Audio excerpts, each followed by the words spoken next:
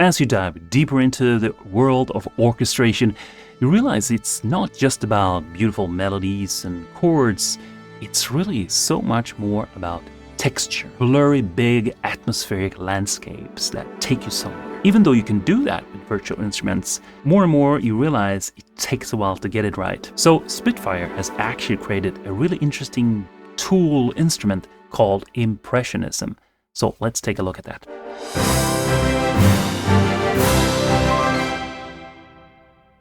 Hi there, this is Sam with Second Tier Sound. Really nice to see you here. So let's review Spitfire's latest instrument, Impressionism. Now, I just wanted to make it clear though that I'm not sponsored by them in any way, but they gave me a sort of preview copy before they released it. So there might be a few issues there that they will fix later. But so far I haven't noticed any issues anyway. So let's get going with the review. At first I just thought it was an interesting sound engine, nice pads, but it's actually quite interactive, which makes it a lot more fun. Let me show you. So let's just hold down a note here.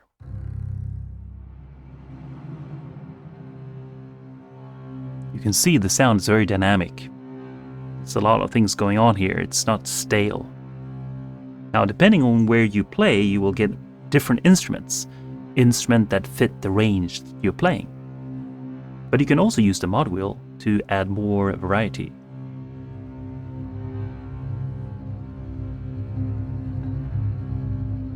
And even more instruments are coming in now and then. Now let's play a little bit higher up. A fifth. And now there were more instruments coming in because it fits the range. Use the mod wheel again.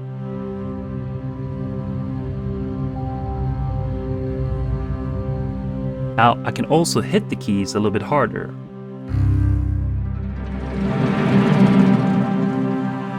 Or softer. Now, with my right hand, I'm gonna hit short notes, not holding the keys, and then I can do a little bit of a melody.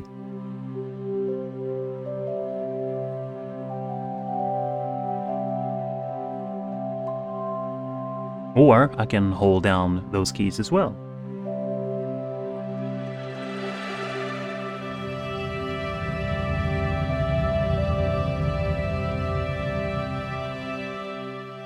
Each patch is a little bit different, so you have to explore and see what you can do. And I like that, which is actually really inspiring. Let's take a brief look at the controls before I move on, showing you more sounds.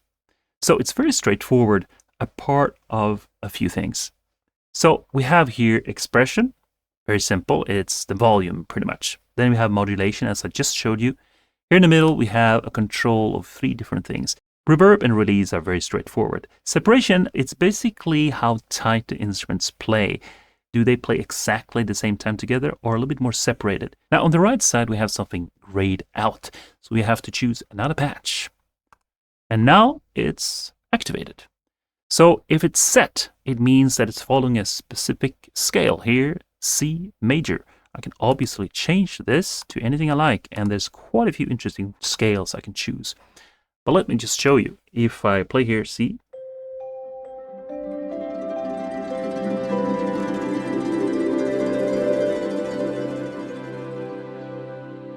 that works fine. But if I were about to play A flat,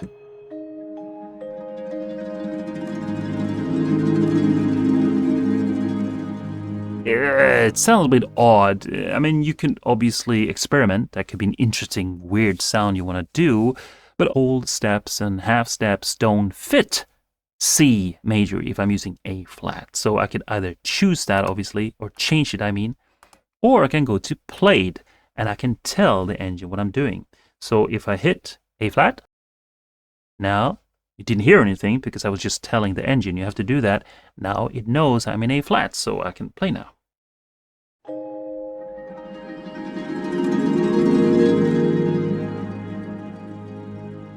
It works beautifully and all the half and whole steps are correct. Now I changed and I heard a sound there. So it's not always silent. Now, this is a pre-release, so maybe that's something they're gonna fix. It's not, breaking anything, but it's not consistent in terms of when the sound comes. So I found that it's always better to hit the chord first and then play it. It doesn't really recognize very advanced chords. If you want to have more interesting scales, I would go with set. Here we have some mic controls and these controls again, and you can have different speeds of the swell. And here you can actually change quite a lot of parameters. But let's just listen to what it's got here. Let's pick a sound from First Impressions.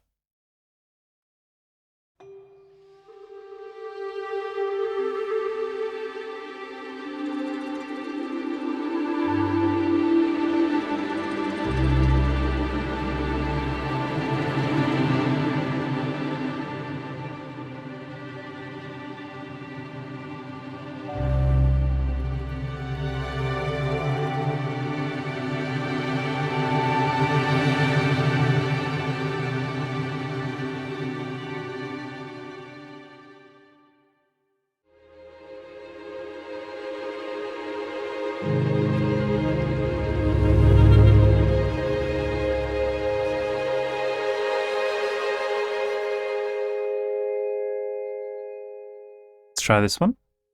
Plain air.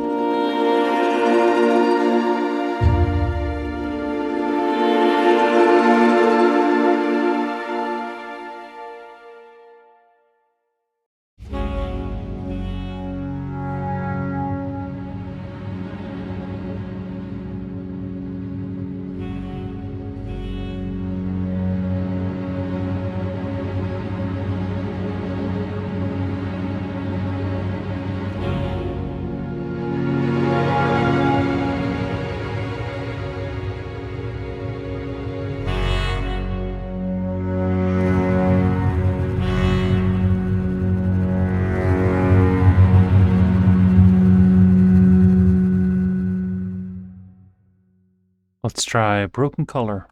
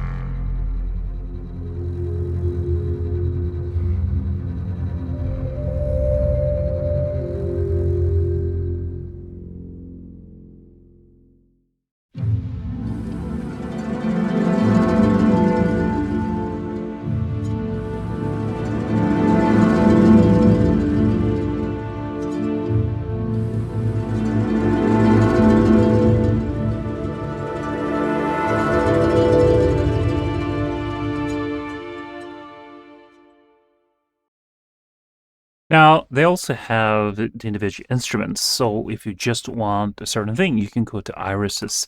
And here you can see the instruments just by themselves, which I think is really nice. So for example, you just want the harp.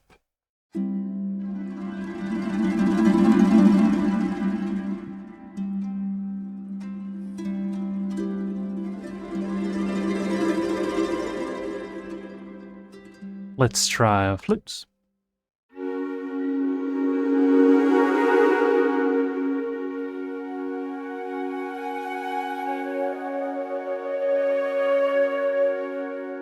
What else we have? Let's try some tuba tapestry.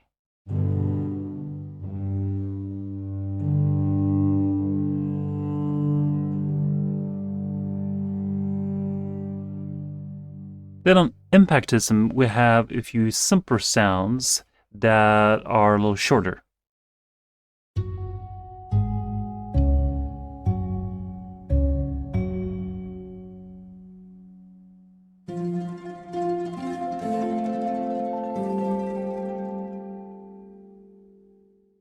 And then we have bodies, which are sort of a little bit simpler, less complex pads that are still evolving, but more of one or two sounds.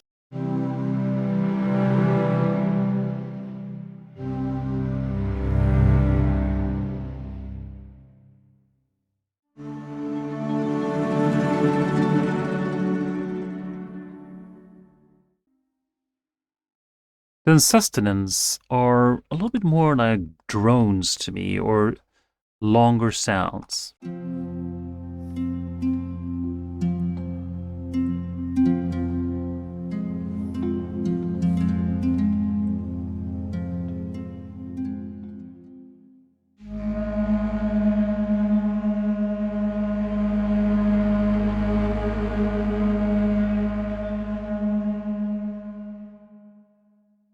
Then the lasting impressions is more of odd sounds that has some tweaks and maybe synths in them to sound a little bit different.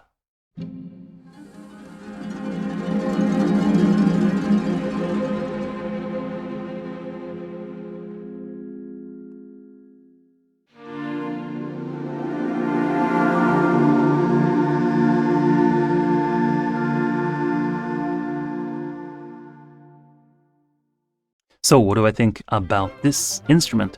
Well, Spitfire sent me this instrument about a week ago and wondered if I could do a review, and I said sure, but they didn't tell me a lot about the instrument and how to use it. They had some nice words about it, what it can do and all that, but in general, I didn't really know what to expect, or maybe I didn't read it well enough, I don't know.